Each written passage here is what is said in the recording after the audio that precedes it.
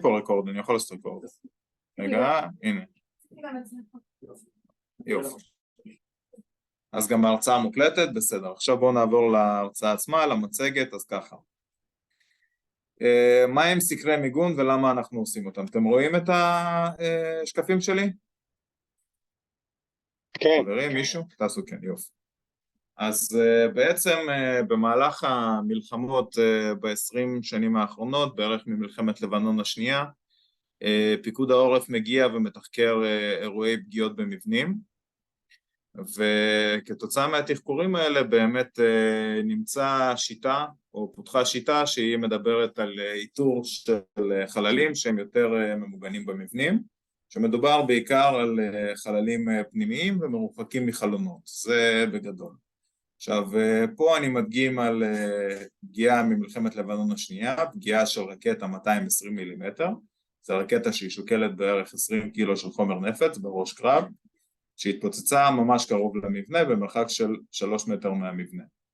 מה שאנחנו רואים בתמונה שכל הזכוכיות והתריסים מן הסתם נשברו, כי זה עדף גבוה והם לא יודעים לעמוד בזה, אבל אנחנו גם רואים בעצם פגיעת עדף בקיר החיצוני של המבנה, שכנראה היה עשוי מאבנים או מבלוקים, וכל הבלוקים האלה עפו פנימה. אם נסתכל בעוד זווית על האירוע הזה, אז אנחנו נראה שחוץ מחור בקיר ובעצם בלוקים שעפו פנימה, יש לנו גם מלא נקודות של פגיעות רסיסים בפנים, על המחיצה הפנימית. איגור, המצגת לא עוברת. אנחנו רואים רק את השקף הזה. לא. לא עובר משה? כן, איזה מהם? אבל הראשון, השני? למה סקרי מיגון כתוב? אבל אתה במצגת או בשיתוף שלי בזום? רגע. שנייה. מצגת לא עוברת? לא עובר עכשיו בין השקפים סתם למשל, דוגמה? לא עובר. אתה צריך לשתף ורק אז לשתף את זה. כאילו להציג ורק אז לשתף. שנייה, נעשה ככה, שנייה, נעשה משהו אחר. ככה רואים את השקפים? ככה זה עובר? כן. כן, יופי. אז בשקף הראשון דיברתי על זה שקבוצץ לנו רקטה 220 מילימטר מול הקיר, וכל הבלוקים עפו פנימה, ואם נסתכל על זה מאוד זווית, אז אנחנו נראה בפנים הטבעות של רסיסים על גבי המחיצה הפנימית.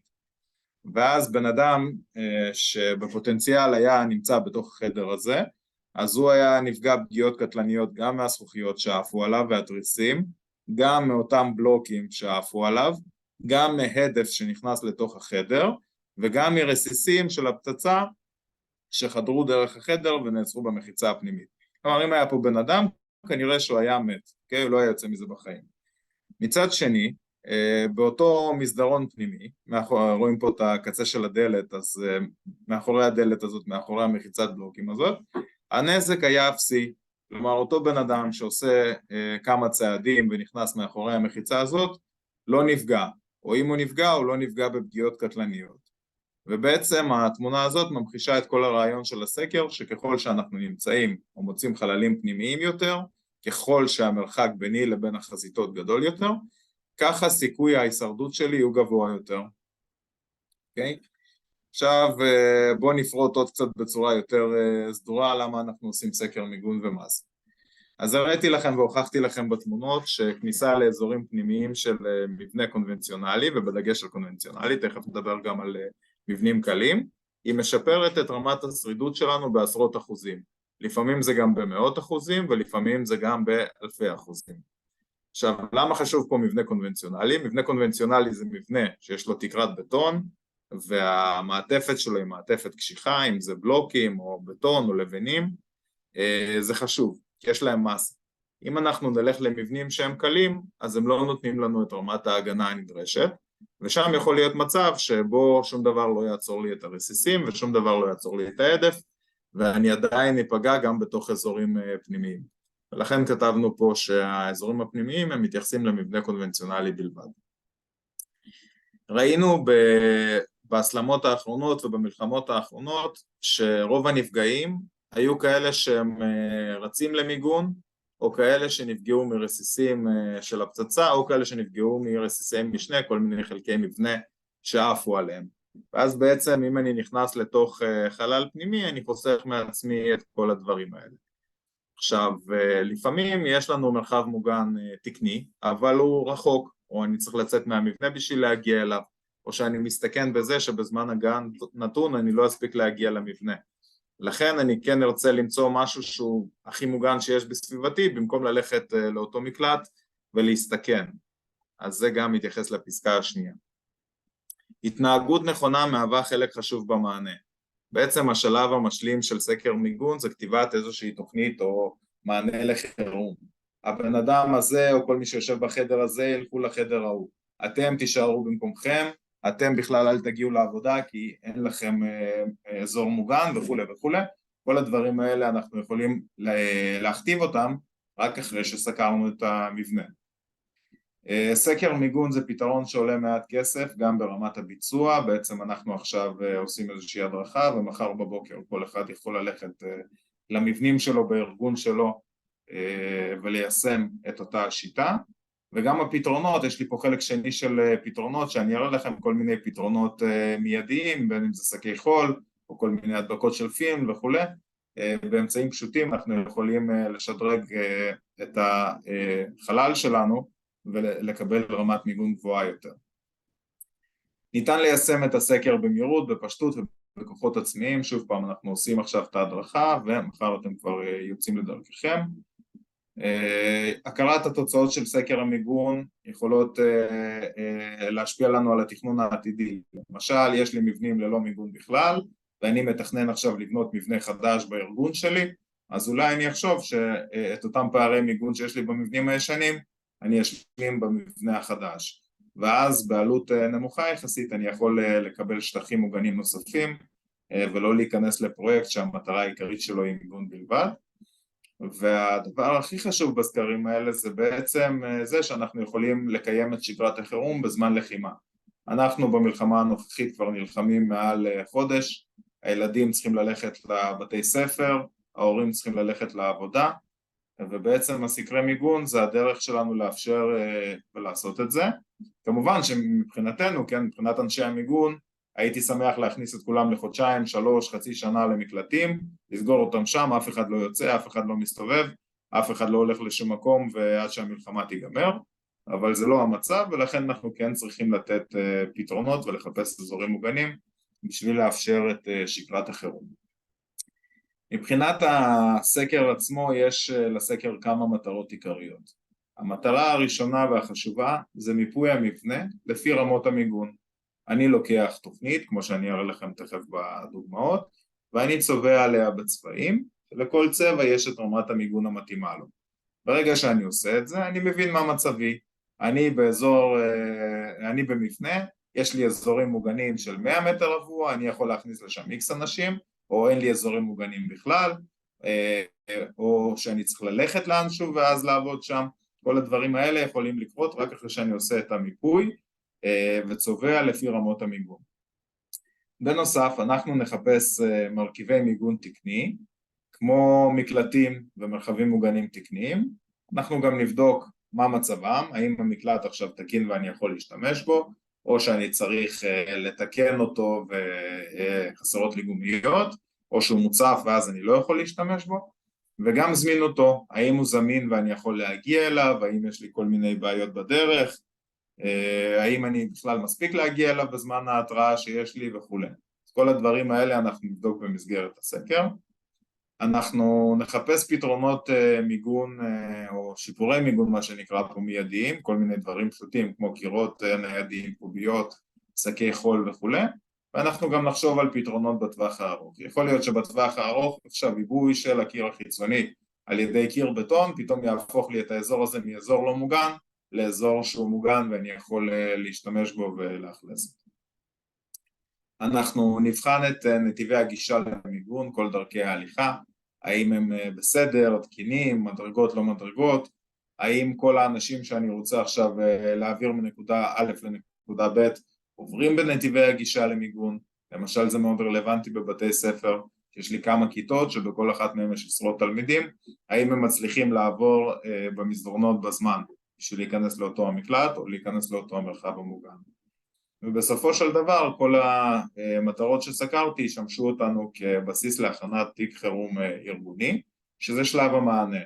בעצם אני מבין מה תמונת המצב שלי, אני יודע שיש לי אזורים מוגנים, אני יודע מה יש לי, מה אין לי, לפי זה אני בעצם כותב תיק איך אני עובד בחירום ומסתמך על אותם האזורים המוגנים.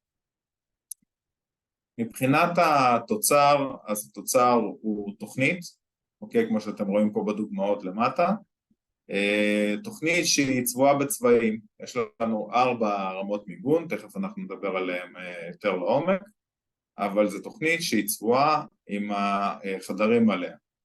שאדום זה אזור לא מוגן, ירוק זה אזור מוגן תקני, ויש לנו עוד 2 רמות מיגון באמצע, כחול שזה אזור מוגן ברמה הגבוהה, וצהוב שזה מה שנקרא הכי מוגן שיש. בנוסף, במסגרת הסקר, אנחנו נתייחס לתשתיות חיוניות לתפקוד המבנה או המוסד.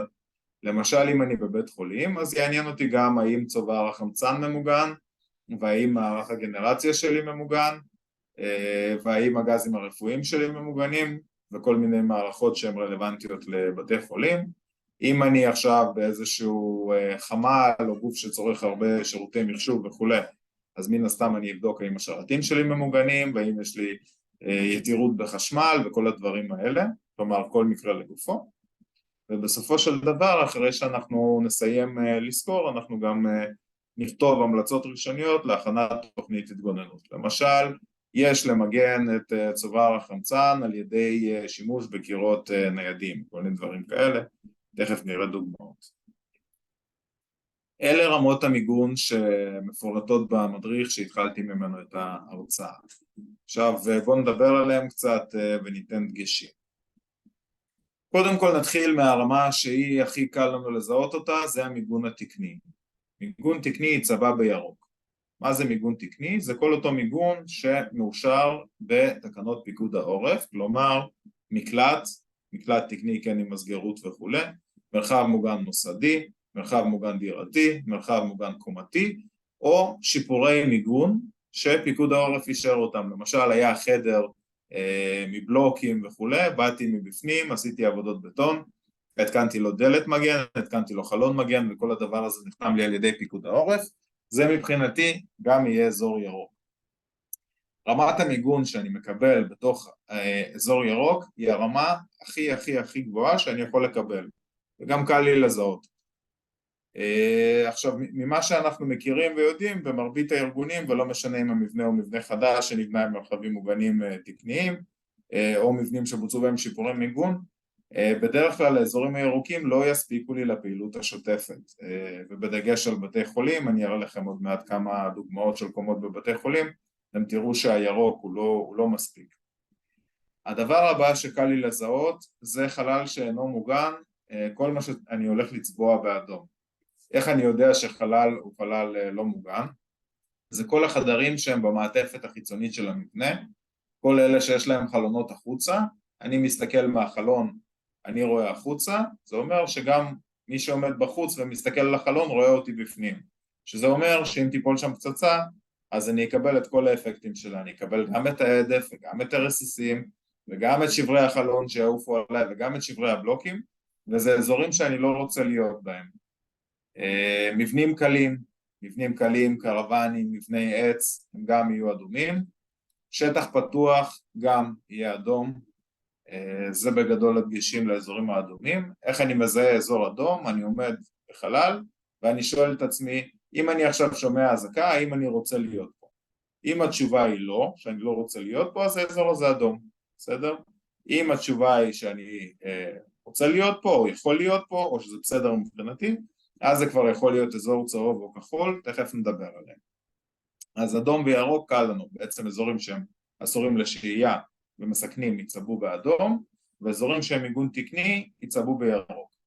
עכשיו, מה יש לנו ברמות הביניים? יש לנו ברמות הביניים את הרמה הכחולה, שזה חלל במעטפת בטון, זה כל אותם החללים שהם, יש מסביבם קירות בטון, ללא פתחים, או עם פתחים מאוד מאוד מאוד קטנים, למשל זה יכולים להיות מרתפים של בניין, ואז אני גם נמצא למטה וגם מוקף בקירות בטון, ואין לי פתחים, שזה נותן לי רמת הגנה מצוינת, או שזה יכולים להיות חדרי מדרגות של מילוט אש, שגם הם בדרך כלל עם קירות בעובי של 20 סנטימטר, יש להם גם דלתות כאלה, ואז כשאני נכנס לתוך חלל מדרגות כזה, אני די מוגן ברמה גבוהה. במדרגות חשוב להדגיש שהשימוש בקומה העליונה הוא אסור, בעצם אנחנו כן צריכים לרדת כמה פודסטים מהחלק העליון בשביל עדיין להבטיח שהמעטפת בטון תשמור עלינו. עכשיו, כל אזור שהוא לא כחול ולא אדום, הוא יצבע בצהוב. כל אזור פנימי, כל מסדרון פנימי, כל חלל פנימי שאין בו הרבה חלונות, או אין בו פתחים בכלל, יכול להיות צבוע בצהוב. עכשיו אני כבר בא ואומר, ישאלו פה אותי שאלה, אם הקירות שמפרידים בין המסדרון הזה בחוץ הם קירות גבס, האם הוא עדיין יהיה צהוב?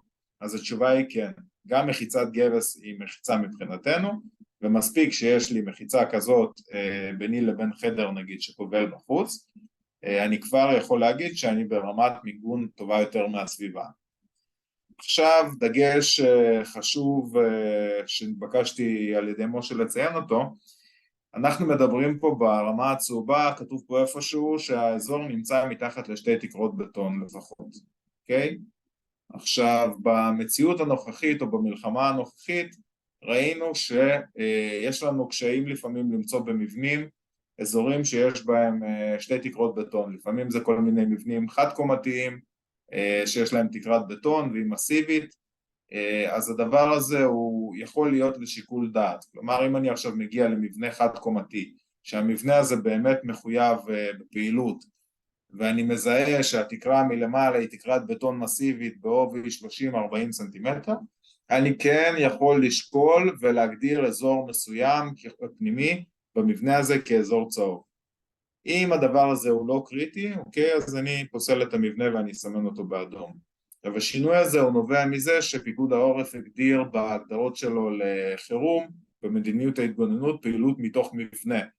אוקיי, ככה זה יצא כהנחיה לאוכלוסייה, פעילות מתוך מבנה, ואז נשאלנו מהו מבנה, ואז כתבו פה גם איזושהי הגדרה למבנה, ומבנה הוגדר כל מבנה עם תקרת בטון וקירות קשיחים עם כמות הגבלה על שטח החלונות בקירות. בכל מקרה, בגלל ההגדרה של מבנה ובגלל ההסברה לאוכלוסייה, אז גם אמרנו שיהיה נכון, יכול להיות למצוא אזורים צהובים בתוך מבנים חד-קומתיים או בקומות עליונות של מבנים, שוב פעם ככל וזה מתבקש וזה קריטי. עדיף לא, אבל זה כן יכול להיות מאושר, כתוב פה גם, אתם רואים למטה במבנים חריגים בלבד, האישור על ידי ענף הנדסה ובחירום בלבד, ענף הנדסה זה ענף, בסדר? אם מהנדס נפה X מגיע למבנה ומזהה אזור כזה שהוא רוצה להגדיר אותו כצהוב, הוא לא יכול, האישור יינתן על ידי ענף הנדסה בלבד, אוקיי? אז זה לגבי הרמות מיגון בגדול. עוד כמה דגשים מסקרים שעלו לנו מכל מיני מקומות שעשינו, פאטיו עם כל מיני חצרות פנימיות כאלה, אז זה נפוץ מאוד בבתי חולים ונפוץ במבנים גדולים, עושים את זה בשביל להכניס אור טבעי גם לאמצע המבנה, אז אם הפאטיו הזה הוא קטן, כלומר עד למידות של 10x10, כל האזור הזה ייחשב כאזור פנימי. אנחנו מניחים שבגלל שהפאטיו קטן, הסיכוי שרקטה תיפול בתוך הפאטיו הזה הוא נמוך מאוד, ולכן כל מה שמסביבו זה אזור פנימי. לעומת זאת, אם המידות של הפאטיו באחד הכיוונים ארוך יותר מ-10 מטר, נגיד סתם 10 מטר בכיוון אחד ו-11 מטר בכיוון השני, אנחנו כבר נפסול את הפאטיו הזה, וכל מה שמסביבו יצבע באדום. קירות כובד, כל מיני קירות תמך ישנים כאלה, שהם בדרך כלל לא מבטון מזוין, אלא מכל מיני מסלעות או כל מיני דברים כאלה, אם הם בעובי שהוא פחות מ-100 סנטימטר, כל האזור שלידם יסומן באדום, מסוכן. והסיבה היא שגלי הדף מפיצוץ עוברים גם באוויר, אבל הם גם עוברים בקרקע.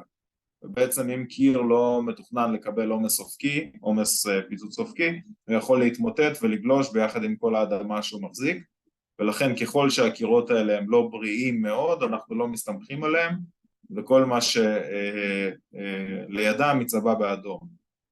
קומות עליונות, דיברנו על זה אדום, אנחנו רוצים כן שתי תקרות בטון, למעט אותה החרגה שדיברתי מקודם באזורים הצהובים, אבל ככלל קומה עליונה או מבנה חד קומתי, הוא יהיה בצבע אדום. קומות עליונות שיש מעליהן מערכות, בדגש על מערכות מסיביות, למשל אם אני עולה לגג ויש לי מלא גנרטורים או צ'ילרים או מגדלי קירור, והמגדלים האלה תופסים לי את מלוא שטח התקרה או את רובה, אני יכול לשקול להשתמש באזור שמתחת, מתוך הנחה שאותם הצ'ילרים האלה הם רובוסטיים והם כן יגנו עליי אם עכשיו הרקטה תיפול ישירות על התקרה, ואז אני יכול לשקול ולהפוך את האזור הזה לצהוב לפי שיקול דעת. כתבתי פה לא אדום. יכול להיות שגם אני אשקול ואני אחליט שהוא עדיין יהיה אדום. זה אופציה, זה לשיקול דעת והתייעצות, בסדר? אבל אם באמת יש מלא מערכות על תקרה, תבחנו את הנושא הזה. זיגוג, אם יש לי זיגוג בתוך אזור מוגן, אז הזיגוג הזה הוא צריך להיות זיגוג שהוא מודבק, עם פילם מגן בעובי של 200 מיקרון לפחות.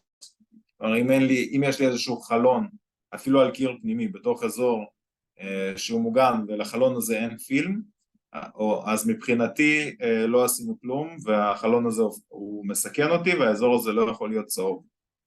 לדוגמה, אם יש לי איזושהי מראה במקלט, okay, והמראה הזאת היא על קיר פנימי או בהרחקה על גבי גבס, עד שהמראה הזאת היא לא מודבקת על ידי פילם מגן, אני לא יכול להשתמש בחלל הזה, היא מסכנת אותי.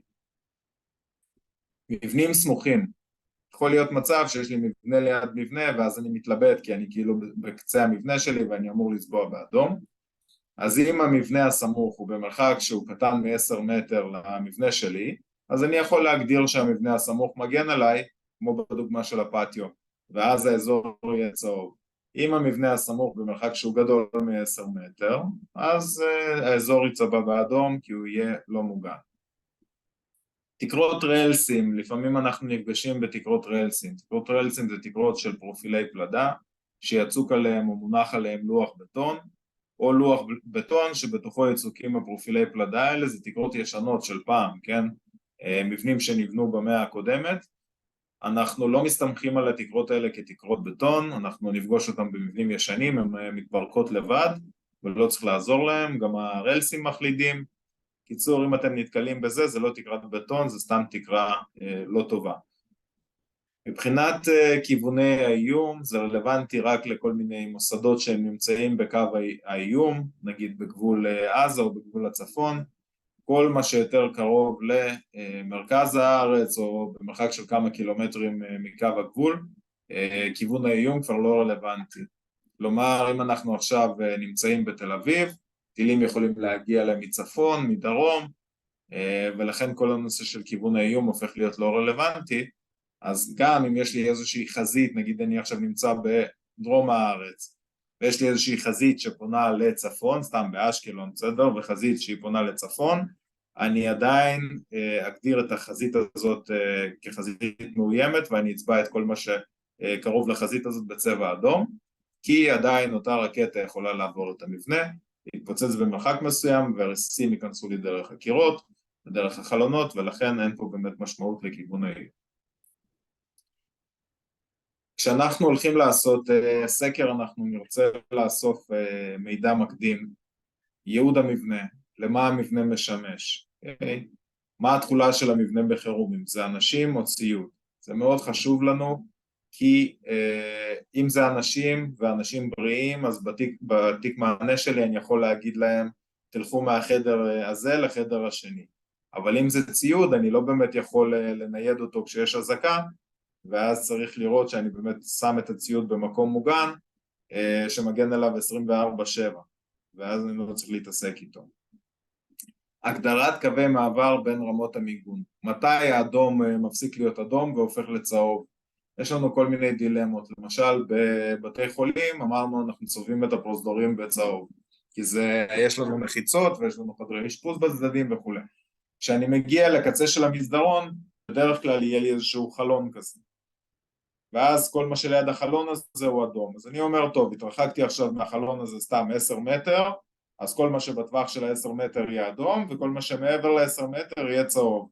אז once החלטתי את הדבר הזה, אני רץ ככה על כל המבנים שאני סוקר, בדיוק באותה שיטה. כלומר, אני חייב להיות עקבי בהחלטות שלי, במקומות שאני מתנדנד בהם. סוג איום וכיוון איום, שוב פעם, זה פחות רלוונטי לנו במציאות הנוכחית, זה יכול להיות רלוונטי ממש אם אני בקו הגבול ואני מתעסק ברקטות קטנות, אם אני במרכז הארץ מעבר לכמה קילומטר מגבול הרצועה, אז הדברים האלה כבר הופכים להיות פחות רלוונטיים.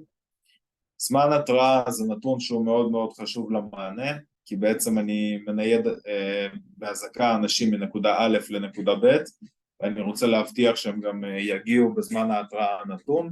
למשל, יכול להיות שבמרכז מרחק הליכה של 50 או 60 מטר להכי מוגן שיש יכול להיות רלוונטי, כי זמן ההתראה שלי הוא דקה וחצי, אבל אם אני נמצא בסדרות ויש לי 15 שניות, אני לא אריץ את האנשים האלה 50-60 מטר. מבחינת אופי האוכלוסייה, מי נמצא במקום, האם הם יכולים להגיע למיגון, האם הם ניידים, האם יש כל מיני מגבלות, למשל חולים שהם מרותקים למיטה ומחוברים לציוד, במתקנים ביטחוניים למשל יש מידור, שלא כל העובדים יכולים להגיע לכל החדרים, גם זה משהו שצריך לקחת בחשבון, האם הם מכירים את ההנחיות, כן, לא, האם הם מזדמנים או שהם קבועים במקום, כל הדברים האלה חשוב לנו לדעת כי זה חלק בעצם מתוכנית המענה שאני כותב. שטח מינימלי של מיגון לאדם, כמה שטח צריך לאדם, אז למשל בתקנות פיקוד העורף למוסדות בריאות אז יש שם שטחים שהם בין 6 מטר מרובע לאדם ועד ל8 או 9 מטר למאושפז עם מיטה וכו'.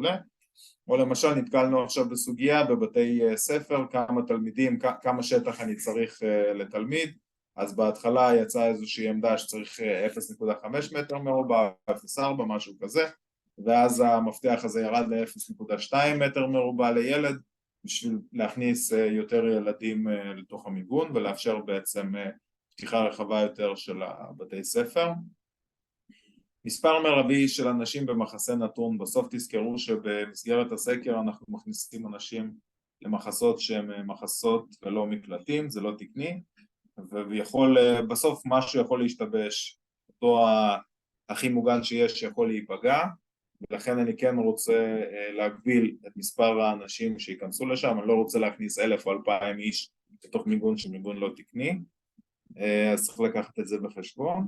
והדבר הכי חשוב לפני שאני יוצא לעשות את הסקר זה שיהיה לי תוכניות או תרשימים של המקום, בסוף התוצר שלי זה צביעה על גבי תוכנית, ואם אין לי תוכנית אז אין לי את היכולת לצבוע, אלא אם כן זה באמת איזשהו מבנה פשוט עם 2 חדרים, ואז אתם גם יכולים לעבוד עם סקיצה, אבל בעיקרון זה לא המצב, ועדיף לנו כמובן לקבל תוכניות לפני. מבחינת תיק החירום, אז אנחנו עובדים בסוף, כשאני בא ועושה את תיק החירום, אני עובד בפורמט ממוחשב, כל התוכניות נצבעות במחשב, זה לא סריקה עכשיו של הקשקושים שעשיתי בשטח, אלא עושים את זה בצורה מסודרת, צובעים את התוכניות, אנחנו עובדים עם גוונים אחידים, הצהוב יוגדר בגוון ככה וככה, ולא 50 גוונים של צהוב, ואז יתחילו השאלות, רגע צהוב חלש זה כמו הצהוב החזק או הכתום, אז לא. צהוב זה צהוב, וכחול זה כחול, וירוק זה ירוק. החידוד של מבנה התיק, בדרך כלל כשאני כותב תיקי חירום, אז אני עושה ראשי פרקים, ואני נצמד לאותם ראשי פרקים, שזה יהיה אחיד בין המבנים, ואחיד בין המתקנים. פה המצגת נכתבה בראייה של בתי חולים, אבל אנחנו נרצה לשלב את אנשי המתקן, שבעצם חיים שם ונמצאים שם, כי הם מכירים את המקומות, יודעים להכניס אותנו לאן שצריך. אנחנו ננתח את התשתיות, דיברתי על זה מקודם, בתי חולים זה כל התשתיות התומכות, חמצן, גזים רפואיים, חשמל, מים וכל זה, מתקנים אחרים עם התשתיות הרלוונטיות אליהם. אנחנו בסופו של דבר נעשה גם תוכנית שילוט, שהיא מענה משלים לסקר, אנחנו נתלה שלטים, אזור מוגן, אזור לא מוגן, אנחנו נתלה כל מיני שלטי הכוונה לאזור מוגן ימינה או לאזור מוגן שמאלה, זה חשוב, כי אם יש לי אזור מוגן אבל אני לא יודע להגיע אליו, אז זה לא פותר לי את הבעיה, ולכן השילוט היא חלק מהמענה. וכמובן שאנחנו נכתוב תיק מסודר של מענה בחירום. עכשיו בואו נראה כמה דוגמאות. זה בית חולים, קומת אשפוז בבית חולים, לדעתי זה בנהריה. אפשר לראות בחלק העליון של התמונה, יש פה מלא חדרי אשפוז, ובאמצע וכלפי מטה יש לנו פה איזשהו לובי. אז כל החדרים שהם גובלים בצד החיצוני ויש להם חלונות החוצה, הופכים להיות אדומים, okay? כולל המסדרונות פה כי הם פתוחים, ויש בהם מלא חללים. מיגון שהוא מיגון תקני, הוא נצבע בירוק, אז אפשר לראות פה את המרחבים המוגנים צבועים בירוק. יש לנו מסדרונות שהם מסדרונות פנימיים שהם צבועים בצהוב, ויש לנו קצת חדרים מבטון וכל מיני חדרי מדרגות בטון מסיביים שהם צבועים בכחול. עכשיו למה אני מראה לכם את הדוגמה הזאת? כי מתוך קומת אשפוז שיש בה מלא חדרים ומלא מאושפזים שנמצאים באותה קומה, בסוף במעבר משגרה לחירום אנחנו צריכים לחשוב מה אנחנו עושים איתם, כי סך הכל כמות החללים הירוקים שהם מיגון תקני הם קטנים, וכמות המסדרונות שהוגדרו כהכי מוגן שיש הצהובים והחדרים הכחולים הם גם קטנים, ואין לנו מקום בעצם לכל אותם החולים שנמצאים באשפוז. והדבר הזה הוא תמיד לעולם יהיה נכון לכל הבתי חולים שיש בהם מחלקות אשפוז והם לא נבנו בשנים האחרונות. זה גם נכון במתקנים אחרים, מבני משרדים למשל, כל המשרדים תמיד יש להם חלון החוצה ואז רק הפרוזדורים הפנימיים יכולים לשמש אותנו וכו'. הנה עוד דוגמה מבית חולים אחר, גם פה אתם יכולים לראות אשפוז, כל החדרי אשפוז הם אדומים, יש מרחב מוגן תקני שצבוע בצבע ירוק, יש מדרגות מבטון בצבע כחול וכל השאר אדום. בעצם מקומה אנחנו מקבלים אולי שליש שטח אפקטיבי שאני כן יכול להתמגן בו, וזה בעייתי כי בדרך כלל שוב פעם במקרים של בתי חולים זה לא מספיק, במשרדים זה פחות נורא, אז אני עוזב את המשרד שלי ויוצא רגע למסדרון. בחמ"ל אם זה עלולה להיות בעיה, אם החמ"ל שלי לא מוגן ואני עכשיו יושב על מערכות ואסור לי לעזוב אותם ואני בתוך אזור אדום אז אני בבעיה. בקיצור, כל אחד עם הצרכים שלו, אבל זה הרעיון. עכשיו אני רוצה לדבר קצת על פתרונות אפשריים לשיפור המצב. באנו, ראינו, הבנו שאנחנו בבעיה, חסרים לי שטחים מוגנים, בואו נראה איך אני מצליח לקחת את מה שיש לי ולייצר מזה עוד שטחים מוגנים. אז למשל שימוש במרתפים וחניונים תת-קרקעיים, אנחנו יכולים לקחת כל מיני אזורים שהם בתת הקרקע, בדרך כלל הם יהיו בנויים מבטון מצוין ולהשתמש בהם. אז פה אנחנו רואים איזושהי דוגמה ממלחמת לבנון השנייה, לקחו מרתף בבית חולים, מרתף טכני, הוציאו משם הכל, שמו מכלי מים, פרסו איזושהי תשתית חשמל ותשתית, אפשר גם לפרוס תשתית גזים רפואיים וכן להשתמש בדבר הזה בתור אשפוז. עכשיו לנו עכשיו זה כבר נראה טריוויאלי, אבל אז זה היה המצאה חדשנית, מאז גם בבית חולים רמב"ם בחיפה, גם בבית חולים איכילוב ובעוד מקומות בנו חניונים שהם מראש דו-תכליתיים והם מיועדים לאשפוז בחירום של חולים, כולל כל הגזים הרפואיים וכל התשתיות, יש כזה גם באסף הרופא בחניה, כולל דלתות, כולל מסגרות מגן, כל מה שצריך, ובעצם יודעים בחירום להוריד לשם את האשפוז ולהשתמש בו. אז זה למשל דוגמה אחת.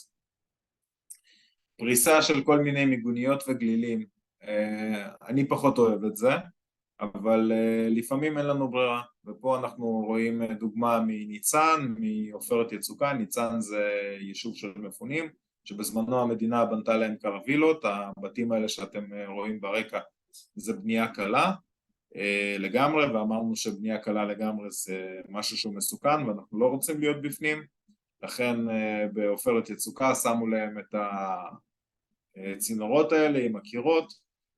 זה פתרון שהוא פחות טוב גם מבחינת היעילות שלו, זה שטח לא מנוצל כי זה תופס הרבה שטח, אבל בפועל מעט מאוד אנשים יכולים להיכנס שם, אנשים נפצעים גם בכניסה לתוך הדבר הזה, אבל זה פתרון שהוא קיים. אחרי זה הדבר הזה ישתדרג למיגוניות מסוגים שונים שאתם מכירים, אז שוב פעם זה גם פתרון לכאלה שאין, כל מקרה לגופו.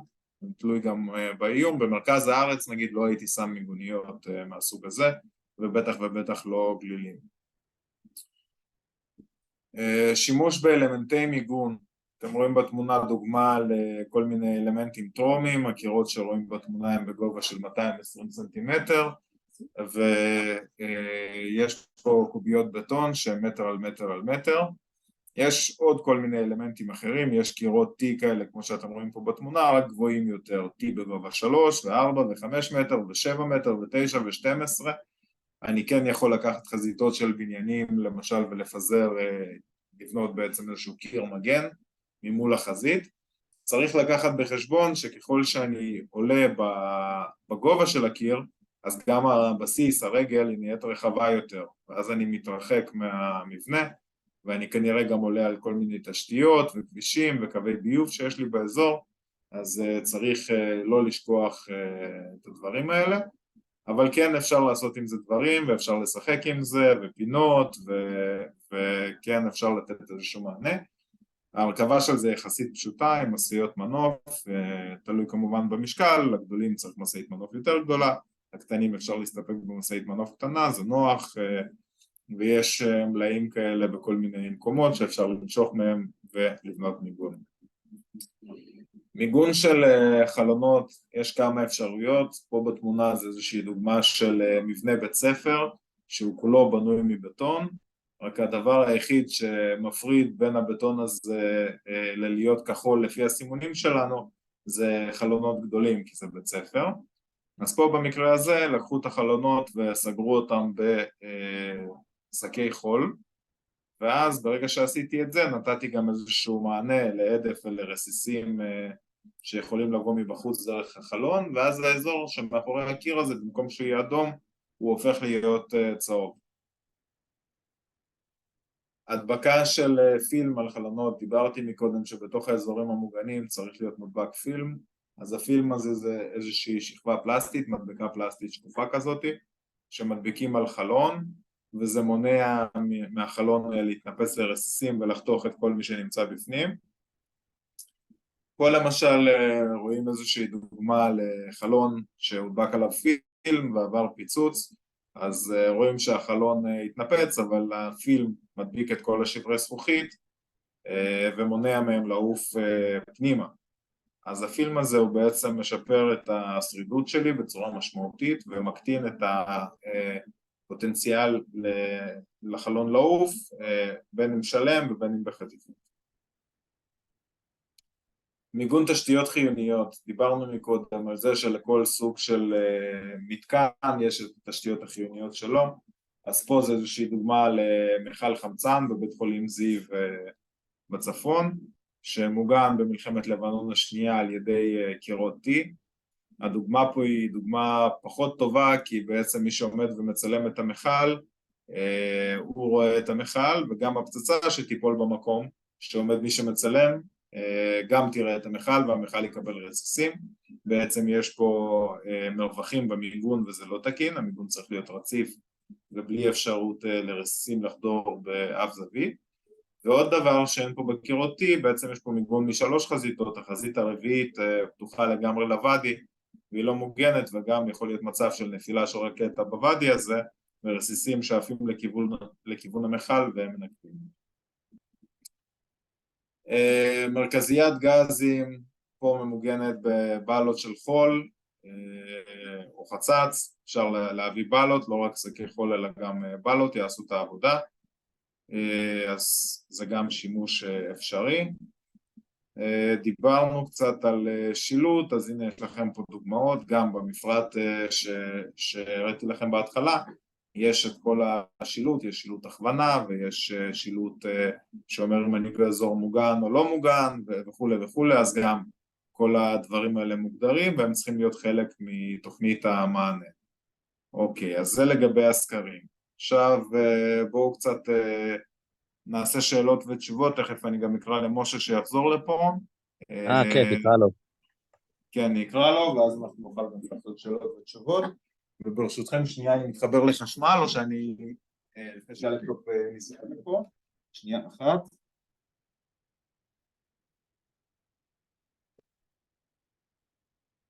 משה, שאלות תשובות.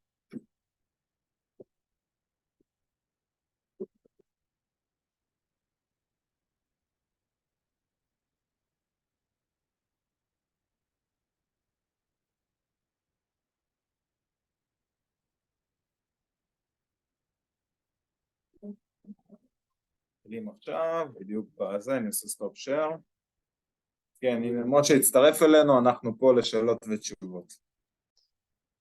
טוב, קודם כל אנחנו נשמח לקבל את המצגת הזו, נראה לי, כל אחד מהנוכחים פה. זה משהו שהוא אפשרי? כן, אבל המצגת שיש לנו היא יותר מורחבת המצגת הזו, אלי. לא, המצגת הזו היא מצוינת. ערן, אל תכנס לי. המצגת הזו היא מצוינת. אני ממש אשמח לקבל אותה. זה אחלה מצגת זאת.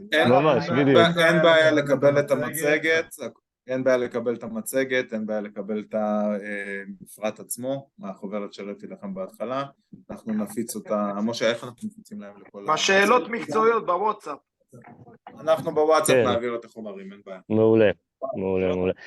לגבי הפילם הזה, עלו אצלנו בגזרה המון שאלות בנוגע להדבקה של הפילם על עריכי קרמיקה. מה העמדה שלכם בעניין הזה? נושא של קרמיקה הוא קצת מורכב. תראה, אם הקרמיקה היא על קיר פנימי, או בתוך אזור מסדרון פנימי הכי מוגן שיש, אז לא צריך להדביק עליה כלום. אם הקרמיקה היא על קיר חיצוני, אוקיי, אז זה בעצם פוסל לנו את האזור ואנחנו לא יכולים להשתמש בו. ולא משנה עכשיו אם אני מדביק עליה או לא מדביק עליה, זה לא עושה טוב. ואם הקרמיקה היא בתוך מרחב מוגן תקני? אם הקרמיקה היא בתוך מרחב מוגן תקני, אז שוב פעם, רק לחירום. אם זה קיר פנימי, או שזה קרמיקה שהודבקה על הרחקת גבס, רגע, אז משה עכשיו מעדכן אותי שגם על קיר פנימי במרחב מוגן זה אסור. יופי, סבבה. זה פשוט חשוב שאנחנו נהיה בחזית אחידה מול הרשויות, אתה יודע, שיהיה קו אחד שאנחנו מציגים להם. יש איזה שהם מפרטים לפילם הזה בכללי? איזה מפרט, לא יודע, שאנחנו יכולים להכנות את הרשויות? שנייה, משה פה לגבי התקנות, שנייה. כן. מה זה מהתקנות של מה? אוקיי, אז משה הראה לי פה עכשיו גם סעיף בתקנות, אומר שקרמיקה בכלל גם על קיר פנימי זה אסור. כתוב בתקנות, לא מאשר. יש מפרט לפילם? אם יש מפרט לפילם, יש עובי מוגדר של לפחות 200 מיקרון, זה העובי המינימלי. מה זה, זה בספקים המאושרים? אין ספקים מאושרים לפילם. בזמנו נעשתה, כל הפרויקט שנעשה, הדבקה בבתי חולים וזה נעשה על ידי כמה זוכים במכרז, חברת אל סורג וחברת שמש או משהו כזה, והם אלה שעשו, אין לזה איזשהו מפרט כתוב, אולי היה בזמנו אבל אין לזה משהו, שוב פעם עובי של 200 מיקרון לפחות יעשה את העבודה. תודה. אפשר לשאול, אוקיי, אפשר גם שאלה? תמיד. אוקיי, יש לי שאלה אחת טכנית ועוד איזה שתי שאלות עקרוניות. הראשונה היא לגבי הקיר החיצוני, אם הוא לצורך העניין צמוד למבנה גבוה או לבטונדות ששמתי, האם הזכוכית חייבת גם למגן אותה או שזה מבטל? כלומר, צריך לשים פילים או זכוכית? כן. לא משנה המרחק? התשובה היא כן. תראה, זה לא משנה המרחק, הזכוכיות לעולם, כשאתה לוקח אזור ואתה מגדיר אותו כצהוב, כי מה שאתה עושה בעצם לחזית הזאת, אתה הופך אותה לצהובה, הזכוכיות בתוך האזור הצהוב חייבות להיות מודבקות עם פילם, חובה. אוקיי, ופאנלים סולאריים על הגג, זה נחשב יוזם או לא? פאנל סולארי על הגג לא הייתי מסתמך עליו, בסוף זה משהו שהוא דק, לא בטוח שהוא יפעיל לך את אותה הפצצה, לעומת זאת מגדלי קירור, גנרטורים, צ'ילרים מסיביים, זה כן. אוקיי, עכשיו שאלות קצת עקרוניות לנושא הבתי חולים. כשאתה מדבר על זה שאתה משאיר להם שליש מהשטח לפי הסקר מיגון, בוא, זה לא ריאלי, אמרת את זה בעצמך, השאלה היא מה אתה מצפה, שבזמן הזקה הם ילכו לאזורים האלה, או שבזמן חירום הם יעשו שימוש רק באזורים האלה? בהתאם למדיניות התגוננות. אני לא מצפה כלום, הבית חולים לרובם יש סקרי מיגון, הם יודעים מה מצבם, אוקיי? לפחות הבתי חולים, לא מדבר עכשיו על כל הקטנים ובתי אבות וזה, לא, אבל גם בבית חולים, אתה לקחת דוגמה מצוינת, יצאנו להיות בהרבה בתי חולים בשבוע האחרון, יש להם סקרי מיגון, הם לצערם רובם לא יכולים להקשיב להם, כי כשאתה משאיר לו שליש קומה ואתה במדיניות כתומה כבר, אומר לו תעשה שימוש לפי הסקר, אז אתה בעצם אומר לו תעשה שימוש קבוע במחלקה רק לפי הסקר מיגון, אתה לא אומר לו בזמן הזקה זה המקום הכי מוגן שלך. יש במדיניות התגוננות, לדעתי זה פשלה מסוימת, כאילו המצב הכתום והאדום מאוחדים תחת אותם הנחיות, ואז במצב כתום כמו שהיה בשבוע הראשון של הלחימה, הם צריכים לצורך העניין לפעול או לפי הסקר מיגון או במרחב מוגן, וזה לא משהו אפשרי. תראה, המציאות היא יותר חזקה מהכל. היום בבוקר הייתה לנו שיחה עם מהנדס בית חולים יוספטל באילת, אוקיי? שבגדול אין להם שם כלום. ממש כלום, אין הכי מוגן שיש, אין כלום, כל החזיתות פתוחות. הוא אומר למהנדס, אני יורים עליי טילים, אני לא יודע מה לעשות. אבל אתה לא תסגור את הבית חולים, נכון? אתה ממשיך לעבוד תוך איזשהו סיכון, זה לא שיש לנו ברירה, זה לא, כאילו, זה שאני מציין צהוב ואדום, אתה יודע, זה עובדות הנדסיות, כלומר יש לך אזורים מוגנים ואזורים לא מוגנים, אבל זה עדיין לא מבטל את הצורך של הבית חולים לעבוד. כי בסוף יכול להיות שבית חולים, הייתי בבית חולים פסיכיאטרי, שכחתי איך הוא נקרא, שער מנשה, כל המבנים שם חד קומתיים עם גג קל, אוקיי? ממש, זה בית חולים ענק והכל שם מבנים חד קומתיים עם גג קל, אז מה, סוגרים את הבית חולים? לא עובדים, עובדים, רק שהם יודעים שהם עובדים מתוך אזורים אדומים. טוב. אפשר שאלה? פעם הבאה, לאימות הבאה, אולי, אתה יודע, המדינה תשכיל ותחליט שהבתי חולים זה עדיפות עליונה, והתחילו לבנות אזורים מוגנים בשגרה, ולא לרוץ בחירום ולחפש מסדרונות. טוב, אוקיי. איגור, שאלה קטנה? כן. האם חזית זכוכית נחשבת כמחיצה? האם החזית היא מזכוכית לא נחשבת כמחיצה, נכון? חזית זכוכית לגמרי, קירות מסך? כן.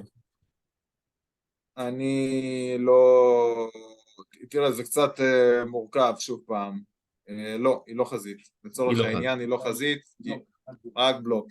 אמרנו בהתחלה, הגדרות בנייה קשיחה.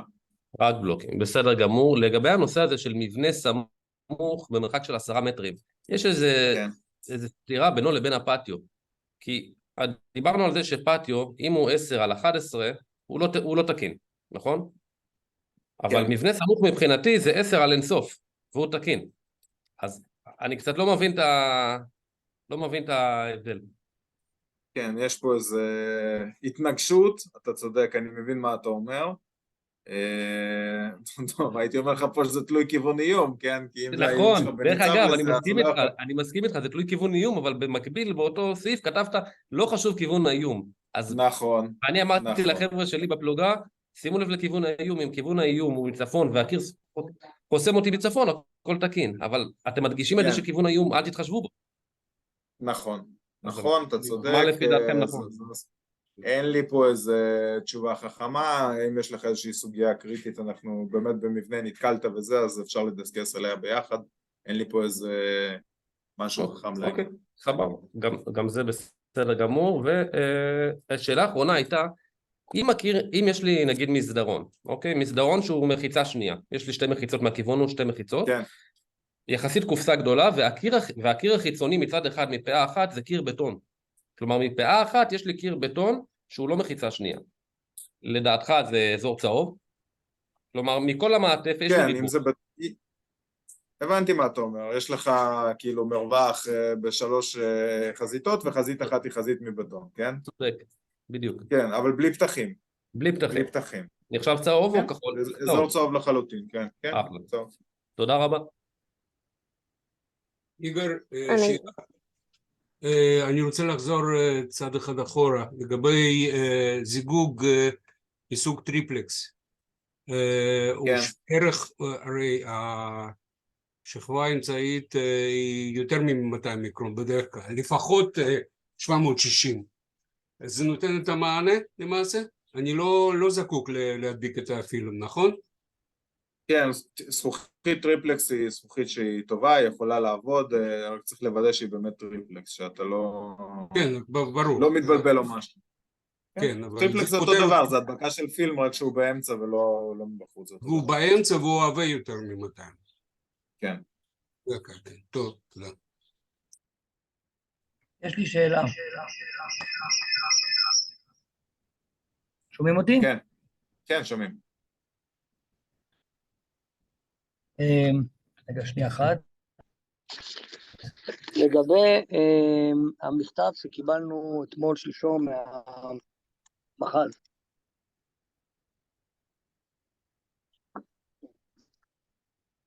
איזה מכתב? שומע אותי?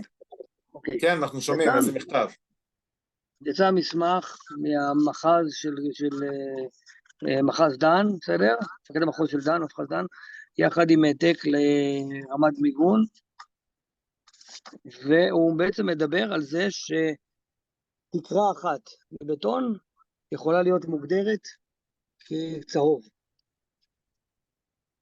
כן. יופי. מה לגבי שתי תקרות, אבל עם קיר חיצוני? כלומר, אני נמצא בתוך בית ספר, כיתה חיצונית שהיא בעצם בלי, לא קיר פנימי, אלא היא בתוך הכיתה. שתי תקרות בטון, יש לו קיר חיצוני עם חלונות, מה עושים איתו? אז התשובה היא שאנחנו פוסלים אותו חד משמעית, יש הבדל מאוד גדול בין תקרות לבין חזיתות. א', במרבית הפגיעות שאתה תראה ביישובים, אתה תראה מעט מאוד פגיעות בתקרה, אתה תראה יותר פגיעות בחזיתות של המבנים, ואתה תראה הרבה יותר פגיעות קרובות למבנים. זה בערך ההתפלגות. ולכן כשאנחנו מעריכים את הסיכון, אנחנו רואים את זה שכנראה שאו החזית תעוף עלינו, או זכוכיות מהחזית יעופו עלינו, או שרסיסים יעשו חור דרך הקיר, אוקיי? ובשביל להימנע או למזער את הסיכונים האלה, אנחנו כן מחפשים חללים פנימיים יותר מבחינת המסדרונות. לעומת זאת, פגיעות ישירות בתקרה זה משהו שהוא נדיר יותר, ולכן כן נמצאה פה איזושהי גמישות, ומוכנים לרדת פה במקרים מיוחדים משתי תקרות בטון לתקרת בטון אחת. אוקיי, אבל במסמך כתבתם, במידה ואין בנמצא אזור יותר מוגן ממבנה בעל תקרה אחת, ישנה עדיפות על הישארות במבנה, ומציאת אזורים עם מינימום סיכון במבנה, הורדת פרופיל תחת קו חלונות, התרחקות מפתחים או מקיר חיצוני ככל הניתן, וזה בגלל בעצם הגנה מכיפת ברזל וסיכון לנפילת רסיסים. מה שעשיתם בעצם הכשרתם בכל מקום בבית ספר כצהוב. זה לא נכון, שוב פעם, יש לך מצבים, הרי אתה עושה מדרג, הכי טוב להיות בתוך האזורים הירוקים, מיגון תקני. טוב, מיציתי את האזורים הירוקים, או אין לי כאלה, אני אחפש את האזורים הכחולים. אחרי זה, אבל יש מקומות, למשל הייתי אתמול באיזה בית ספר באיזה מקום, אין בו אפילו לא צהוב. אז גם בתוך האדום יש אדום שהוא פתוח לגמרי עם תקרה קלה וזה, ויש אדום שהוא טיפה יותר מוגן. אז באמת במצבים האלה, זה המקומות שצריך לחפש, אבל שוב פעם, זה לא גורף. זה לא גורף, אנחנו לא רוצים להיות שם, ואני אישית חושב שאם הגעת למקום וראית שהכל בו אדום, לצורך העניין לפי המתודה הזאת, שצריך לסגור אותו לחירום וזהו, ולא להפעיל אותו. גם אם המחז מאוד רוצה.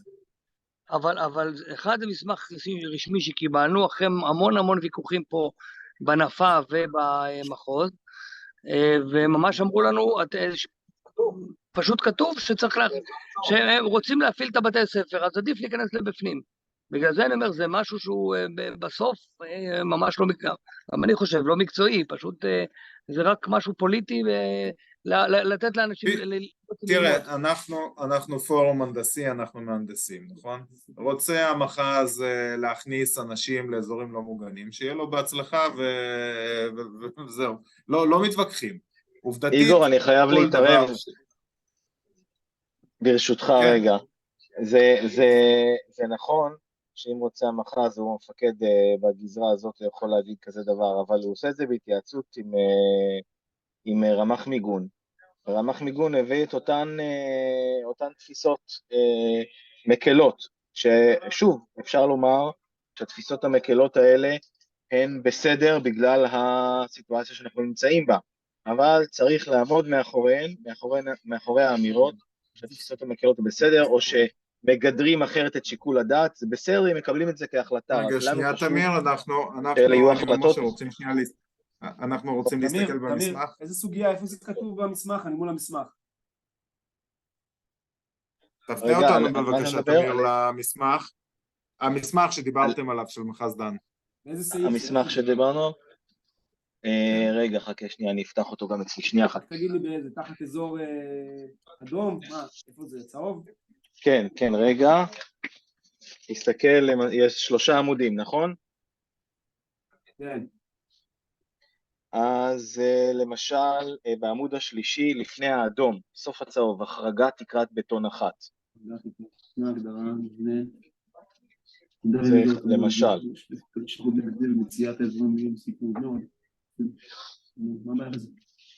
הוא אומר שזה בעצם תרצה לאשר את כל מה שאתה רוצה. בסדר, אבל... תענה. רגע, שנייה, אני אסביר כי... לא הייתי בקשב פשוט בשאלה, ואני כן עכשיו הבנתי מה מדובר. הסיפור הזה של הורדת תקרה אחת משתי תקרות לטובת האזור הצהוב, זה באמת התנגשות שהייתה אל מול הגדרת מבנה. ואנחנו אישרנו קו ספציפית רק למלחמה הזאת, בנקודה הזאת. צריכים להבין שהמפרט הזה נכתב לפני מעל 10 שנים. בסדר? הדבר הזה נכתב כלקחי מלחמת לבנון השנייה, וזה עבר שדרוגים עם הזמן. ובאמת הדגש לגבי הפעלת השירות והשירותים החיוניים ובתי ספר לא עמד למבחן כמו שהוא עומד היום. ואנחנו גם עכשיו, אני אומר לכם שאנחנו כנראה אחרי המלחמה, או אפילו תוך כדי כבר מדברים על לעדכן את המפרט לסקרי מיגון, להכניס שם עוד כל מיני היבטים, לפרט אותו עוד קצת, כי זה באמת נהפך להיות משהו שהוא לב העניין בעשיית המהנדסים בחירום. אני כל יום מדווח על עשרות סקרים ברמה ארצית שבעצם מבוצעים, ואני לא יודע כבר כמה ביצענו עד עכשיו, אני מאמין כבר מתקרבים כבר ל-1,000 וקצת. הנקודה היא שמבחינתנו, לאפשר את המנגנון של ניהול סיכונים, ואנחנו לא אוהבים להגיד את זה בתור מהנדסים, בסוף אנחנו גיבשנו את העולמות של 2 תקרות, כבאמת הגברה הנדסית, הגברה מיגונית, ולצערנו אנחנו נאלצנו רגע לרדת לאור אילוצים מסוימים והגדלת וניהול סיכונים שהוא יותר מוגדל, לנושא באמת של תקרה אחת מבטון בהתאם לאותה הגדרה של מבנה. עכשיו חלק מהעניין גם הייתה להגדיר את ההגדרה של מבנה והאם באמת נכון לפתוח פתחים ולאפשר פתחים. אז אנחנו הפצנו לאוכלוסייה, אני יודע שעדיין לא אושר ולא הופץ אליכם בצורה מסודרת, אבל ההגדרה של מבנה המחודשת שגם כוללת את האפשרות לפתוח פתחים עד 8% משטח הרצפה של אותו חלל. והמטרה היא באמת למצוא חללים שהם כן עומדים בהגדרה הזאת. עכשיו כל הסיפור הזה של האזור הצהוב, הדבר הזה הוא ניתן, במפרט עצמו כתוב שבאזור הצהוב תיתכן האפשרות להחריג אותו לתקרה אחת, ואנחנו עכשיו בחרנו להחריג אותו כולל באופן גורף לתקרה אחת בכל השימושים, במטרה לאפשר את מתן האפשרות להתמגן בתוך אותו מבנה ולשפר את המיגון באזור הצהוב, ולא לפסול אותו אוטומטית כאדום. אלו צורכי הלחימה כרגע, צורכי ההתנהגות האוכלוסייה שמאלצים אותנו לפתוח את אותם מוסדות חינוך ומוסדות בריאות וכולי, כי אחרת הם פשוט לא יעבדו, כי העובדים לא יבואו, כי ברגע שהם רואים שהכל צבוע באדום, הם לא באים לעבודה. ופה יש בעצם התנגשות לפעמים בין הצורך שלנו לתת מענה מיגוני כמה שיותר מוגבר, אל מול המציאות במשק. אז בהנחה שיש כרגע, עוד פעם אני אומר את זה כי זה לא שיקול, אבל כרגע נשקל פה כל מיני דברים, בין היתר אגנה ובין היתר דברים נוספים ורמת האיום כרגע לפחות, יכול להיות שההחלטה הזאת תשתנה, אני לא יודע, כרגע ההחלטה היא להקל ולרדת לתקרה אחת, וזה כרגע מה שהוחלט גם בהיבטים של האזור הצהוב. בסדר?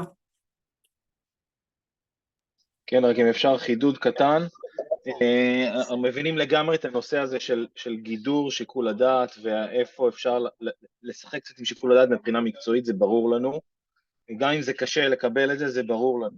במיוחד כרגע שיש לנו הנחיית מחז, ואנחנו בנושא הזה לפחות מרגישים שיש לנו איזשהו גיבוי. אבל אם עדיין ממשיכים במחוזות שונים, או שאנשים מתקשרים לפיקוד, מנהלי בית ספר או whatever, מוסדות כאלה ואחרים, ומקבלים הנחיה אחרת, זה בעיה. צריכה להיות חזית אחידה בתפיסה של בין איפה לאיפה מופיע שיקול הדעת המקצועי. ולמשל, הנושא הזה שעכשיו יכול להיות שגם גג רביץ עם רעפים יכול להיות תקרה אחת. האם? לא יכול להיות, אנחנו מבינים שלא, בדיוק. אז ברגע שאומרים, העיקר להיכנס למבנה, צריך לחדד את זה שזה תקרת בטון, לא יודע אם בהכרח לדבר על העובי שלה, אבל להבהיר שגם לזה יש גבול למה מהנדס יכול להגיד שזה נחשב מבנה שכדאי להיכנס, בגלל שבעיקר, שוב, במוסדות חינוך, מנהלים מפחדים להגיד להורים, ומביאים לפעמים ועדי הורים לשיחות האלה, הגיעו ועדי הורים לסיורים של המהנדסים, מנסים להפעיל לחץ על ראשי הערים דרך המהנדס. אני רוצה להגיד עוד משהו בהשלמה של הדבר הזה. חשוב, רגע.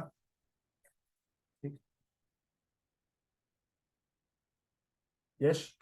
אנחנו מנצלים במרכאות, כן, להגיד מנצלים זה לא כזה נחמד, אבל אנחנו כן מנצלים את הדבר הזה עכשיו לפחות, ברגולציה ובמסלולי רישוי. מחר תעלה במועצה הארצית הוראת שעה לפטור מהיתר להשלמת מיגון לגני ילדים ובתי ספר. יש עכשיו לחץ אדיר, הלחץ שאתם מרגישים מההורים ומהרשויות, זה מתבטא בסוף בצורך המיידי להוסיף מיגון לאותם מוסדות. ואנחנו לוקחים את הרצון הזה ואת הלחץ הזה, והסיבה שאני לא זמין ואני מצטער לכל מיני שאלות, זה בגלל שאנחנו עובדים כבר שבועיים על חקיקת משנה כזאת, גם בתקנות שלנו וגם בהוראות השעה, מול מינהל התכנון, לאפשר את המסלול הזה לפטור מממ"מים, לפטור מהיתר להקמת ממ"מים, במהירות, זאת אומרת ברמה שמאשרים בפיקוד העורף את התוכנית, ויוצאים מחר ומקימים אותם. אנחנו לא רוצים להביא למצב שרשויות מקומיות עכשיו הולכות ורצות וקונות מיגון יביל, שהמיגון היביל הזה, עם כל הכבוד לו, קודם כל הוא יקר פי לא יודע כמה וכמה, בגלל כל ההסלמה עכשיו, וזה סתם בזבוז כסף רשותי לדבר הזה. אנחנו כן רוצים שהם יבנו כבר מיגון קונבנציונלי בתקנות, אבל במסלול מהיר ומקוצר, ולזה אנחנו עכשיו דוחפים. עיריית תל אביב, תמיר חלק מהעירייה, אני מגלה פה לכולם, בסוף העירייה שלך מוציאה עכשיו 50 מיליון שקל, זה לא סוד גם, זה פורסם, על תוכנית מהירה לצמצום פערי מיגון בבתי ספר בגני ילדים. ואנחנו עכשיו יוצרים מסלולים ירוקים לאותן רשויות מקומיות שרוצות לקחת כסף ולייעד אותם מהר לבניית מרחבים מוגנים, גם בבתי ספר וגם לגני ילדים. הדבר הזה עכשיו מתעורר, כי הם מבינים גם שזה לא אימות של חודש ונגמר.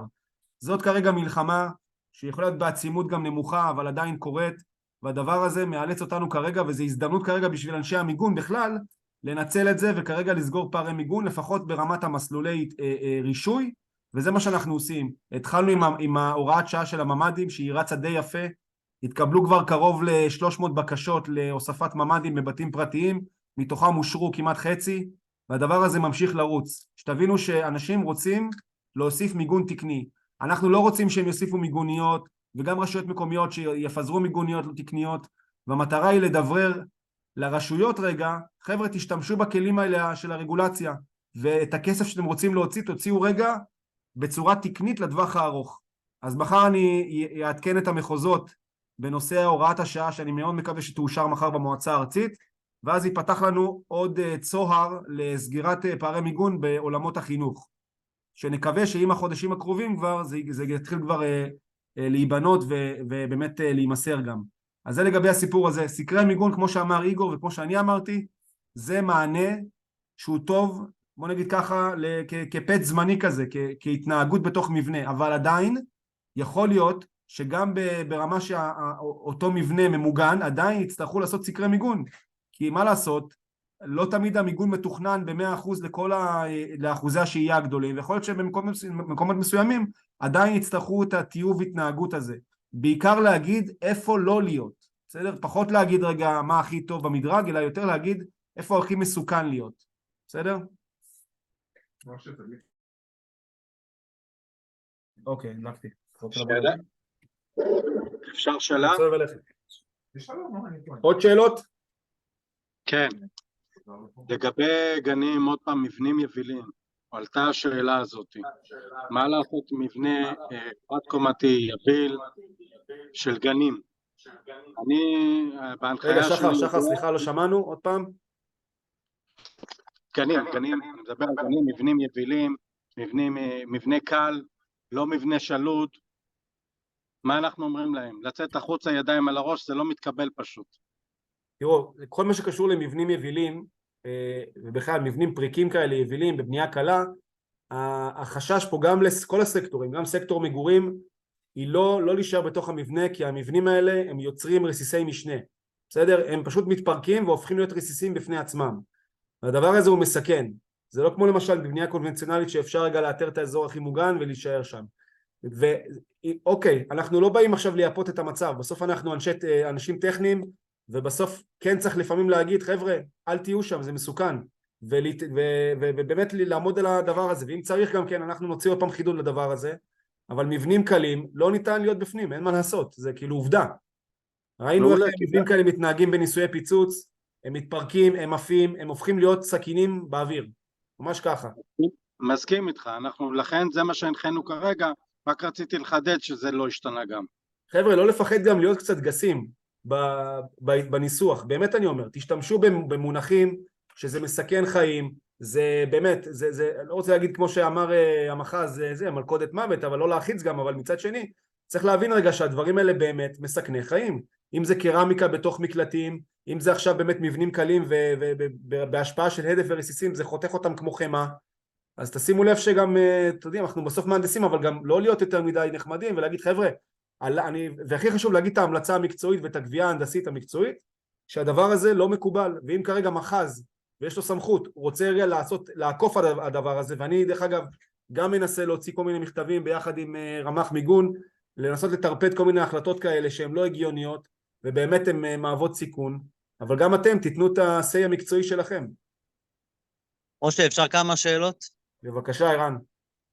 נתחיל מהנושא של שיפורי מיגון, תוך כדי הסקרי מיגון, בסדר? אנחנו הרי עושים סקרי מיגון ורוצים, אוקיי, נכון, הכל אדום, בסדר? אבל יש כן אפשרות לשפר ולייצר בעצם אזורים שהם צהובים, אפילו אזורים שהם כחולים דרך אגב, אוקיי? מי עושה את זה? אנחנו עכשיו ענף פרויקטים. אני אסביר. כל מה שקשור בעצם לסקר מיגון הבסיסי, מצופה שאתם תבצעו את הסקר הבסיסי. עכשיו, אני כן חשוב רגע למפות בסקר, כמו שאמרתי בהתחלה, תשתיות חיוניות לאותו מבנה. אם כרגע אמרנו, אם זה מחלה חמצן למרפאה, או תשתיות של גנרציה, או שרתים, או כל מה שבעצם תומך במבנה ופגיעה באותו אלמנט או אמצעי, בעצם יגרום לזה שהשימוש של המבנה לא יהיה רלוונטי, אז מן הסתם צריך רגע למפות אותו ולשים אותו רגע על הסקר ולהגיד, חבר'ה, יש פה תשתיות שהן תשתיות חיוניות, שגם הן נדרשות להיות ממוגנות. עכשיו, איך ממגנים את זה? אני אומר לך שענף פרויקטים יש לו צוותי תכנון, שהכרתם אותם גם בחודש וחצי האחרונים, שהם מגיעים, מתכננים, עושים סקר, איגור גם היה חלק מהם, והם בעצם באים ונותנים את התכנון ואחר כך גם את הביצוע. אבל עדיין אפשר להמליץ, מתוך הידע והניסיון שלכם גם, על אפשרויות מיגון, כי אם הייתם בשטח ועשיתם סקר, מן הסתם מצופה שגם אתם תיתנו את האינפוט שלכם כגורמי מקצוע. אתה רוצה להשלים? השאלה גם בסוף, כשאתה אומר סקר מיגון, שיפור מיגון למה אתה מתכוון? אם אתה מתכוון עכשיו לקירות זמניים זה א', זה מה שמשה אמר, ואם זה שיפור מיגון לטווח הארוך, אתה יודע, עיבוי של קירות והתקנת מסגרות מגן וכו', אז יש לזה מפרט, אתה אמור לעבוד לפי מפרט, וזה אמור לעבור לשום פיקוד העורף.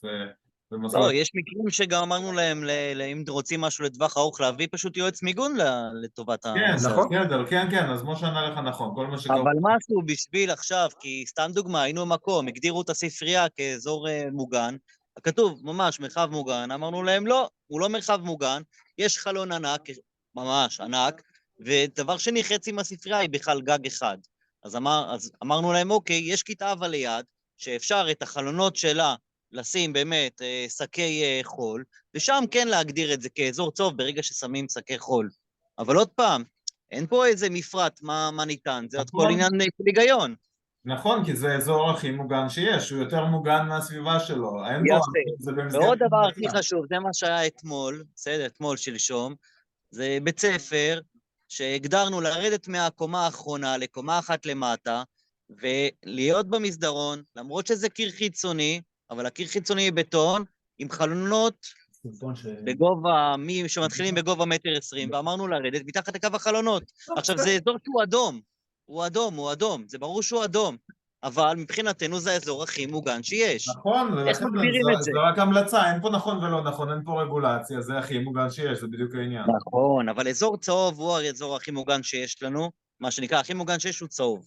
אנחנו רוצים לעשות פה איזה משהו ביניים, למקרה של בתי ספר שפועלים עוד פעם באזור, אצלנו ירוק, כן?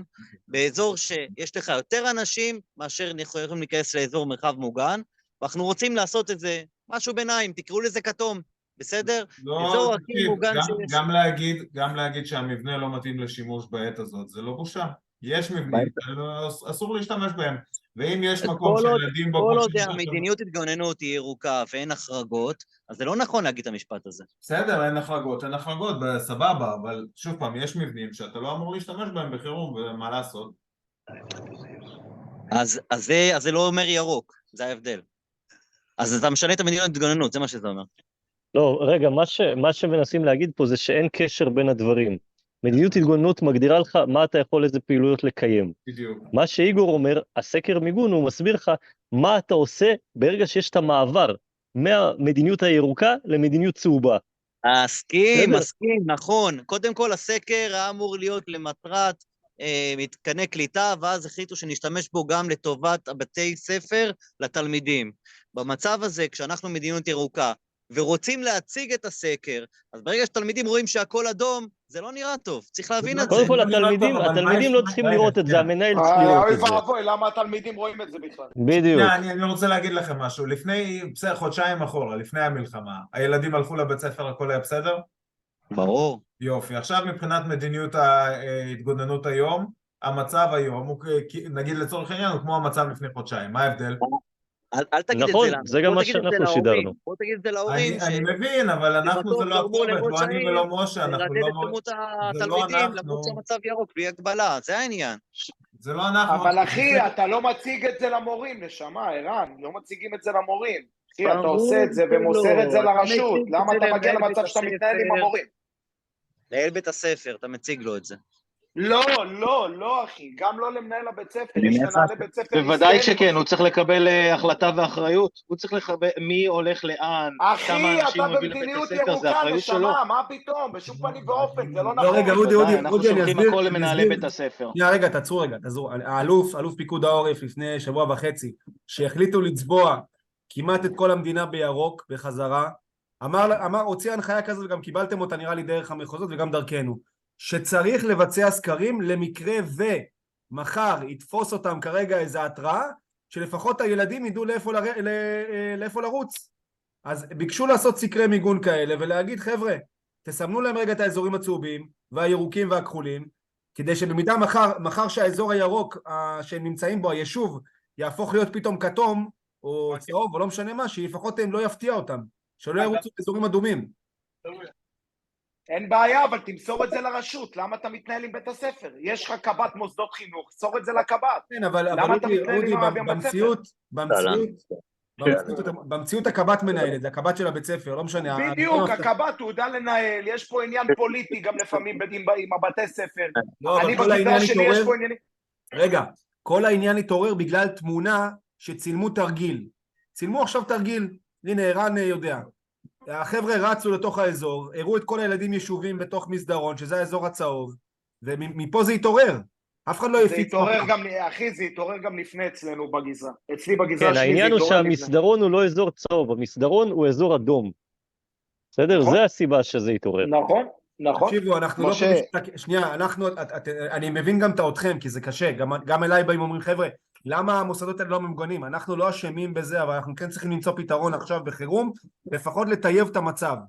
לטייב את המצב זה לטייב את ההתנהגות של אותם שוהים. אם כרגע הוחלט שאותם אזורים ירוקים, ואין כרגע כביכול איום, אני אומר לכם שברגע שכן יהיה איום, לכשיהיה, מן הסתם יסגרו את הבתי ספר האלה כמו שהיה לפני זה, כי הם לא מוגנים. נכון. בגלל זה אני ואודי באים ואומרים שצריך לגלות את הרגישות ולהעביר את המידע לגורמים הרלוונטיים ברשות, שזה לא יסתובב בין כל מיני אנשים שלא צריך להסתובב שם. בסדר, עכשיו שנייה. רגע, אני חייב רגע להגיד משהו, זה נורא קשה לי עם העניין הזה שלא משתפים את הבית ספר, שזה האחריות שלו בסופו של דבר. אגב, הוא לא עובד רשות מנהל בית ספר, הוא עובד משרד החינוך. תסתכלו רגע, אם כבר שיתפתם את המסמך שכתבתי, אתה יכול רגע להעלות אותו שוב וללכת להתחלה שלו. רשמנו שם 5 א', ב', ג', ד', ה', שזה דבר לא שלדעתנו... שותף שום מסמך שלך, אחי, איפה המסמך הזה? תציגו. כרגע מישהו שיתף את זה על המסך. רגע. תמיר, אנחנו נעלה, שנייה. אוקיי. זה מסמך שבסופו של דבר יצא מטעם, חתם עליו חי, מפקד מחוז דן. יש שם 5 משפטים שרשמנו שלדעתנו חייבים לרשום אותם בתחילת הסקר, והם 5 משפטים שמבהירים מהו בכלל סקר מיגון, מהו לא סקר מיגון, על מי האחריות לעשות תרגולת, שזה בסוף קובע כמה אנשים יגיעו לך בזמן ההתראה, בזמן ההתגוננות למקום בטוח, תקני או לא תקני, לא משנה כרגע, וכמובן שהוא לא חלופה לזה, הנה, כאן, אם תלך למעלה בזה, המסמך הזה,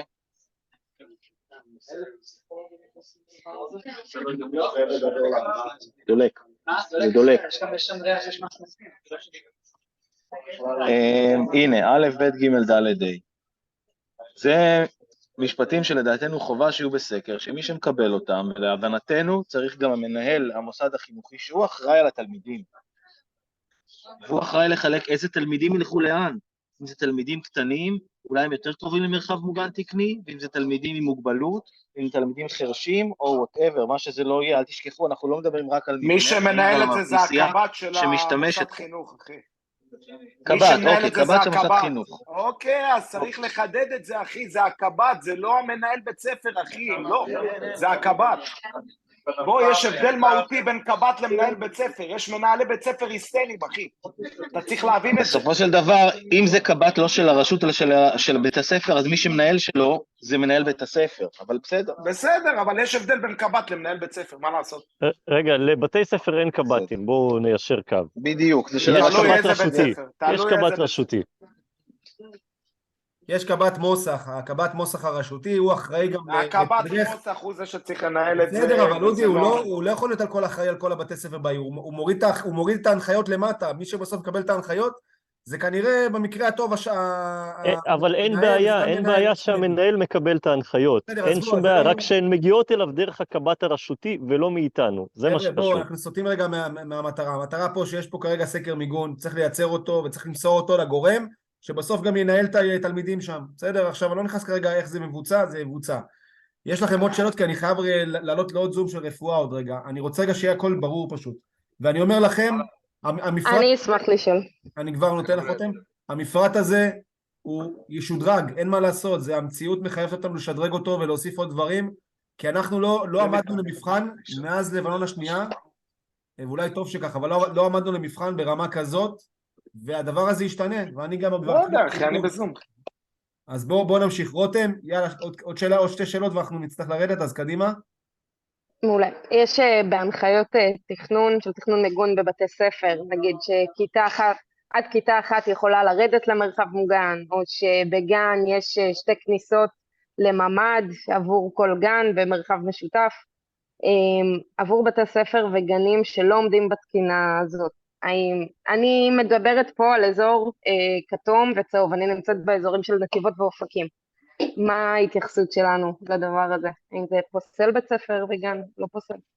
לא, קודם כל, את דיברת כרגע על הסיפור של ההנחיות בתקנות. בתקנות בעצם יש את כל ההנחיות האלו של עד כיתה אחת ירידה או עלייה, והמרחב מוגן, שהוא בעצם מתוכנן, הוא מתוכנן לפי ההנחיות האלו. עכשיו, בפרקטיקה כרגע של רמת המיגון שקיימת באותם מוסדות, הרי ברור לכם שמוסד, בית ספר שהוא נבנה טרום 72, אין לו מקלטים. בסדר? ויש אגפים שהם גם ללא מיגון בכלל, ואף אחד לא טיפל בהם, כי לא חייבים לטפל בהם. והמצב הזה, דרך אגב, אני אומר לכם שאנחנו עכשיו גם מגבשים סוג של מענה כזה, על בסיס מדרג מיגון לאותם בתי ספר ישנים, שלא מתייחסים לרמת המיגון שם, כי לא צריכים להתייחס, וזה חלק מהבעיה גם. עכשיו, ברגע שמגיעים למצב שיש בית ספר עם מיגון חדש, מרחבים מוגנים שנבנו על פי תקנות, שבדרך כלל זה מדובר באגפים חדשים דרך אגב, כיתות חדשות שהוסיפו וכולי, לעומת האזור הישן של אותו בית ספר, ברור לכם שבסוף אותו בן אדם שמתכנן איזה כיתה נכנסת לאן, הוא עושה את זה לפי מי שמגיע בהתאם לזמן ההתראה. זה ככה, לפחות ככה אמור להיות. ועל בסיס תרגילים שהם עושים ועל בסיס הקיבולת. אז בגלל זה אני אומר לך רגע שהמדרגות תכנון האלה הן בעיקר רלוונטיות לתכנון המיגון החדש.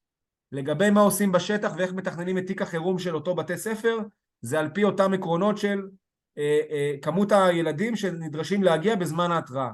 ואם הם לא עומדים בזה, אז הם צריכים רגע לנסות לאתר את הכי מוגן שיש שלהם. אבל אזורים צהובים וכתומים, אנחנו לא עובדים לפי הכי מוגן שיש, אלא רק לפי מיגון תקני. לא מאשרים חזרה על בית ספר. אז מיגון תקני זה אותם כיתות שיכולות להגיע ולהיכנס פנימה. אוקיי. עוד פעם, אין מה לעשות, זה צריך לקצוב את הכיתות האלו שיכולות להגיע בזמן, אחרת הם לא עומדים בהנחיה. עכשיו מי שאמור בסוף נהל את זה, זה לא בהכרח המהנדסים, זה לא אתם, אבל אתם כן צריכים לסייע בעקרונות עצמם שדיברנו עליהם, 0.2 מטר לילד, שזה מפתח שהותקן עכשיו באימות האחרון. המפתח הזה לא מתייחס לכמות הילדים שיכולים לרוץ בזמן נתון. גם אם בהנחיות התכנון כתוב 30 מטר זה סבבה, אבל אם אתה מכפיל לי עכשיו פי 4 את כמות הילדים שאתה מצפה שב-30 שניות בנתיבות ירוצו למרחב מוגן, זה קצת... לא, בסדר, אבל גם... שנייה, יש מפתח של קיבולת, שעוד פעם, אני אומר ככה, ההנחיה הייתה לשהייה קצרה, ממש בכמה שאנשים נכנסים. לי לא היה נעים לתת לכם מהנדסים את ההגדרה של לדחוף כמה שאפשר עד שהדלת נסגרת. זה לא משהו שהוא סביר גם לחישוב. אז בגלל זה גיבשנו את המפתח של 0.2. 0.2 זה באמת מפתח שהוא המינימום של המינימום מבחינת ילדים, ו-0.4 זה מפתח שנגזר מהתקנות של המקלטים, וגם הוא בעצם משמש למבוגרים. המפתחות האלו הם לשהייה קצרה. עכשיו, זה אומר גם שיכול להיות שלא מספיקים להגיע, אבל לא תמיד, זאת אומרת, יש לפעמים מקרים שכיתות הם ברמה של סמיכות של 10-15 מטר, ואז הם כן מספיקים להגיע, אבל עדיין צריך לראות שהם נכנסים פנימה. בגלל זה יש פה תכנון שאמור להיות גם על בסיס מרחק גישה, על בסיס זמן ההתראה, וגם על בסיס קיבולת המרחב המוגן או המקלט. צריך לשבת ולהתחיל רגע לעשות תרגילים, אין מה לעשות, זה מה שמצופה מהמוסד לעשות. הוא לא יכול על סמך תיאוריה לדעת אם כולם ייכנסו, ואני בטוח שהטענות כרגע שאת מעלה, שהן טענות מוצדקות, הן על בסיס תרגילים, או על בסיס אמת. חבר'ה, שלום, אפשר להגיד מילה? כן, רגע, רותם סיימת? סליחה, אני לא יודע אם עניתי או לא, אבל זה העמדה שלי. לא, אז מה שאני שומעת פה זה לתת גם המלצה בין השאר, לבצע תרגיל, ועל בסיס התרגיל להשלים את הדוח בעצם. תרגיל זה חלק בלתי נפרד בסוף מהדבר הזה, או התרגיל או התפעול, בסוף הם צריכים להבין רגע מה המצב, כאילו אם אפשר בכלל ליישם את ההנחיות האלו. יכול להיות שיש כל מיני תנאים בשטח שלא מאפשרים, בוא נגיד שהם לא מכלילים לכולם, אבל לבית ספר הספציפי הם כן מהווים סוג של מכשול, נגיד רמפה, בסדר? או מדרג של עלייה בין מפלסים, שלא לקחנו את זה בחשבון כמרחק גישה נורמלי, והדבר הזה כן מעכב, בגלל זה עושים תרגילים. אז מומלץ רגע שיעשו תרגילים בשביל באמת רגע להבין אם זה ישים או לא ישים. כן, אנדרי. אוקיי. כן, שלום לכם. אני קצין אוכלוסייה של מפרץ. קודם כל אני רוצה להגיד תודה לאירן שחיבר אותי לזום, ואני רוצה להגיד פה קודם כל למושיקו ולכל הצוות ולכל חבר'ה המהנדסים שיושבים פה, כל הכבוד על העבודה שלכם, זה ממש לא מובן מאליו. אני אגיד לכם משהו בראייתי כקצין אוכלוסייה של נפה.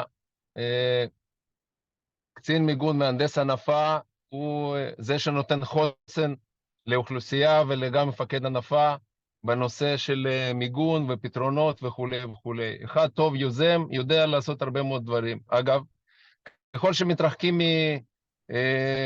מהנדס פלוגה ומגיעים לנפה ולמחוז